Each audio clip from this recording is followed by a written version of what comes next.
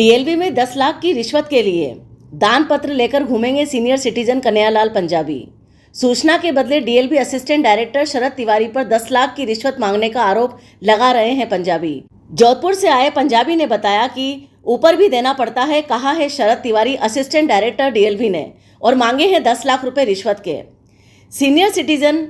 पीड़ित एवं परिवादी कन्हैयालाल पंजाबी जोधपुर 5 साल से अपने साथ हुए फर्जीवाड़े को प्रमाणित करने के लिए सूचनाओं के लिए भटक रहे हैं। लगातार 5 वर्ष से फर्जी रूप से कन्हैयालाल पंजाबी की 2 फर्म से उठाए गए करोड़ों के टेंडर, जिनमें नगर पालिका से डीएलवी के अधिकारी भी हैं लिप्त। अजमेर की फर्म चंद्रा इलेक्ट्रिक वर्क्स और चतुर इलेक्ट्रिकल वर्क्स ने नगर पालिका सांचौर एवं डीएलवी के भ्रष्ट अधिकारियों के साथ मिलकर किया है फर्जीवाड़ा और धोखा। ऐसा लगता है कि इस वक्त डीएलवी पर चल रही है शनि की साढ़े साती, क्योंकि जहां का मुखिया यानी निदेशक हृदय कुमार शर्मा जैसा भ्रष्ट अधिकारी हो, वहां पर नवरात्रि की शुभ कदम पड़ भी कैसे सकते हैं। लगातार सुर्खियों में डीएलवी के भ्रष्टाचार उजागर करता आ रहा है हिलव्यू समाचार। ऐसे में कन्हैयालाल पंजाबी से होती है मुलाकात, जो भटक रहे हैं दर दर सूचनाओं के लिए, और शरद तिवारी जैसे अधिकारी उनसे मांग रहे हैं 10 लाख की रिश्वत, जैसा कि कन्हैयालाल पंजाबी ने बताया। आज प्रेस कॉन्फ्रेंस के दौरान कन्हैयालाल पंजाबी ने बताया कि लगातार 5 वर्ष से सूचनाएं मांगने के दौरान अब शरद तिवारी ने जबान खोलकर बताया है कि 10 लाख रुपए दीजिए, ऊपर भी देना पड़ता है, ऊपर का भी ख्याल रखना पड़ता है। भ्रष्टता में लिप्त डीएलवी का लगातार सुर्खियों में नाम आना बड़ी ही शर्मनाक बात है, लेकिन वास्तविकता यह है कि शासनिक और प्रशासनिक रूप से तार जुड़े हैं ऊपर तक, यानी कुएं में पूरे में ही भांग घुली है। पीएमओ, सीएमओ, पूर्व डीजीपी एमएल लाठर, भ्रष्टाचार निरोधक ब्यूरो से तत्कालीन पूर्व महानिदेशक आलोक त्रिपाठी, बीएल सोनी, दिनेश एमएन, अतिरिक्त महानिदेशक, सभी जगह पंजाबी अपनी गुहार लगा चुके हैं, लेकिन सब जगह से निराशा हाथ लगी। इससे अंदाजा लगाया जा सकता है कि डीएलवी के अतिरिक्त शासन और प्रशासन के कुंड में कितने घड़ियाल मौजूद हैं, वहां पर पीड़ित की पीड़ा का समाधान हो भी कैसे सकता है। फिर भी आइए जानते हैं पूरा मामला पंजाबी की जुबानी। और विकास प्राधिकरणों में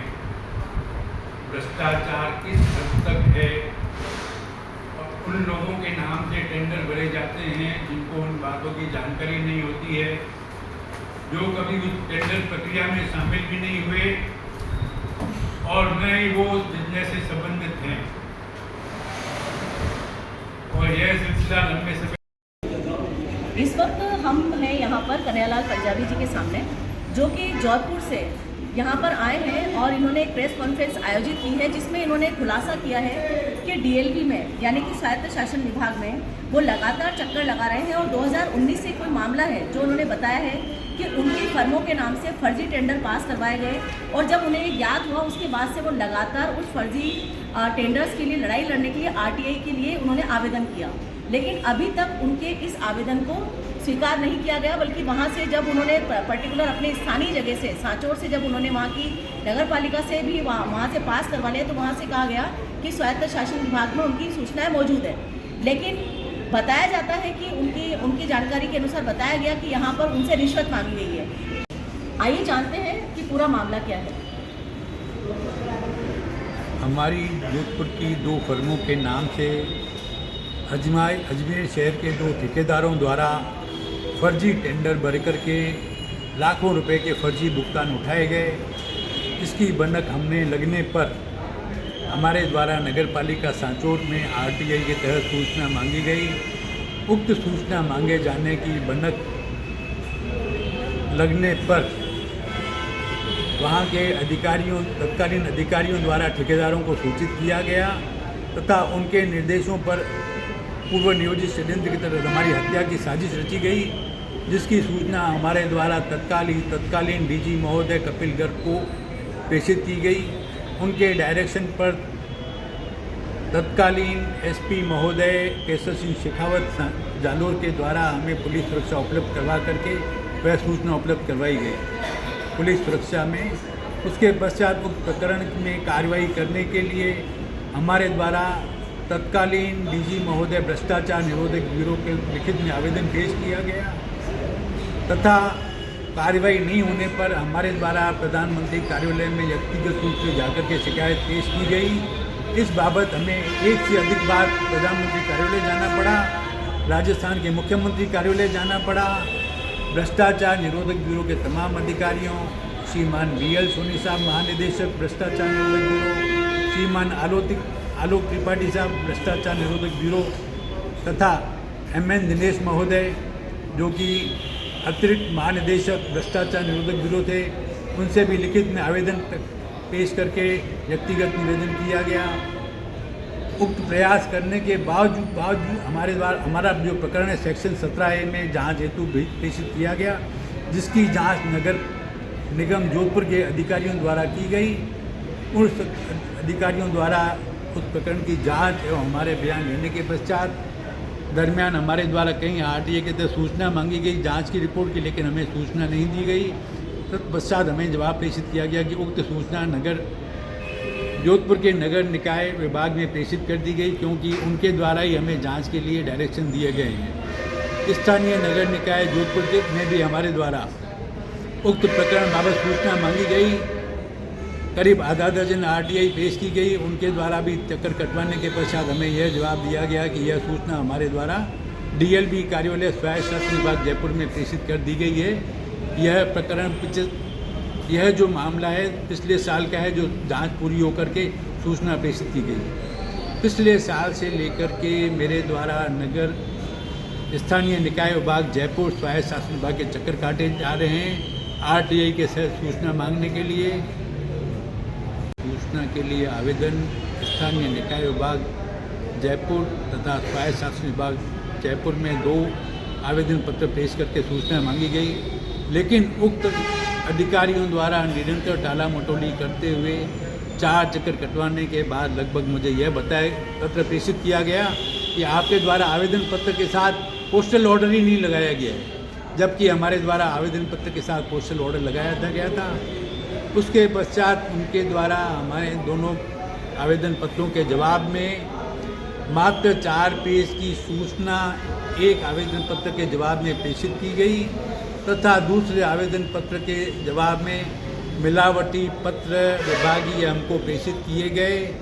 जबकि कुल सूचना 333 पृष्ठ की थी। इस बाबत पुनः हमारे द्वारा लिखित में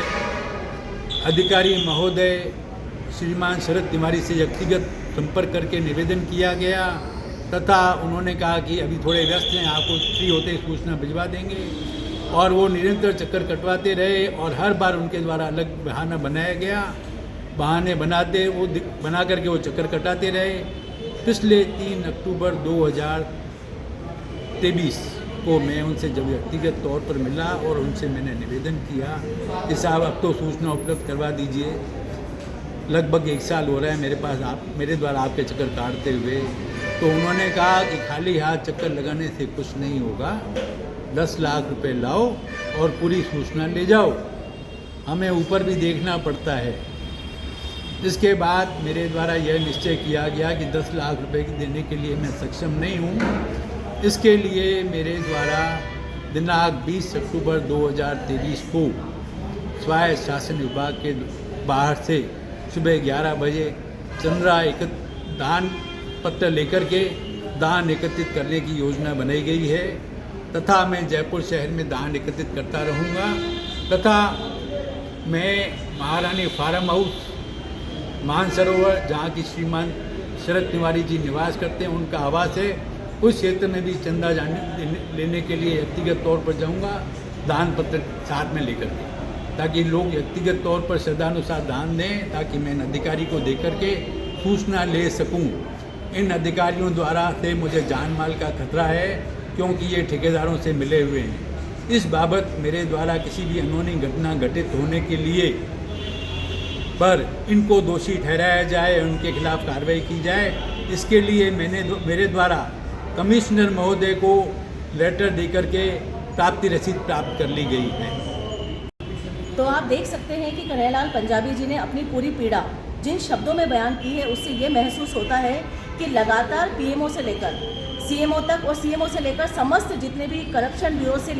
रिलेटेड जितने भी अधिकारी हैं, डीजी लेवल के अधिकारी, उन तक जाने के बावजूद उनको अभी तक राहत नहीं मिली है, किसी तरह की सूचना नहीं मिली है। वो सूचना क्यों पाना चाहते हैं ये भी आप जानते हैं कि अपनी फर्मों पर उठाए गए फर्जी टेंडरों को प्रमाणित करने के लिए उन्हें सूचनाएं चाहिए, लेकिन उन्हें लगातार चक्कर लगवाया जाता है और बताया जाता है कि डीएलबी के अधिकारी शरद तिवारी जी ने उनसे 10 लाख रुपए की रिश्वत मांगी है, जिसके लिए हम शरद तिवारी जी से कल संपर्क करेंगे और उनसे जानना चाहेंगे कि आखिर पूरा मामला किस तरह का है और क्यों कन्हैयालाल पंजाबी जी को अभी तक किसी भी तरह की कोई सूचनाएं नहीं दी गई है। डीएलबी के लगातार प्रकाशित करते हुए अंकों में हमने आपको बताया है कि लगातार डीएलबी में जिस तरह का भ्रष्टाचार हो रहा है, फर्जी डिग्रियां, उसके आधार पर इंजीनियर को पदोन्नति दी जा रही है, फर्जी डिग्रियों के आधार पर फर्जी यूनिवर्सिटी से डिग्री दी जा रही है। हृदय शर्मा जो डीएलबी डायरेक्टर हैं वो इकोलॉजिकल जोन में फर्जी बंगला बना लेते हैं, अवैध बंगला बना लेते हैं, 3-3 सरकारी गाड़ियाँ वो अपने साथ में निजी उपयोग में लाते हैं। यानी कुल मिलाकर लगातार डीएलबी के तरफ एक नज़र जाती है पूरी जनता की कि इतने सारा भ्रष्टाचार होने के बावजूद अभी तक किसी भी तरह की कोई कार्रवाई इस पर क्यों नहीं हुई है। इस बारे में हम कल बात करेंगे आपसे और जल्दी आपके सामने सूचना लेकर आएंगे। तब तक रिपोर्ट प्रस्तुत करते हुए मैं शालिनी श्रीवास्तव, हिंदू समाचार से।